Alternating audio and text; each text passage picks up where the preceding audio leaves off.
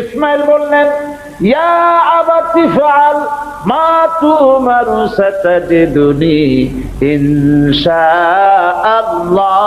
মিনাস সাবিরিন। হে পিতা, আপনি স্বপ্নে যে ব্যাপারে আদিষ্ট হয়েছেন, দেখেন ছোট্ট মানুষ কিন্তু তিনি কথা বললেন না যে আপনি স্বপ্নে যা দেখছেন তাই করেন।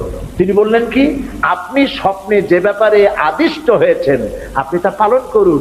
ছেলের এই জ্ঞান হয়েছে, আমার আব্বা আল্লাহর পয়গম্বর। হযরত ইব্রাহিম ছেলের হাত পা বাঁধলেন, নিজের চোখ বেঁধেছেন। আল্লাহর আকাশের ফেরেশতারা তাকায় দেখতেছেন, কি সাংঘাতিক পরীক্ষা! এত বড় পরীক্ষা পৃথিবীর কোন মানুষকে আল্লাহ রাব্বুল আলামিন করেন নাই। আলামিন আকাশের ফেরেশতারা কাঁদতেছে এই দৃশ্য দেখে। আল্লাহ পাক দুম্বার ব্যবস্থা করে দিলেন। দুম্বা ইসমাইলকে, হযরত ইব্রাহিমের তো চোখ বাঁধা, ইসমাইল আলাইহিস সালামকে সরাইয়া দুম্বার সামনে দিয়েছে, দুম্বা জবাই হয়ে গেছে। সুবহানাল্লাহ।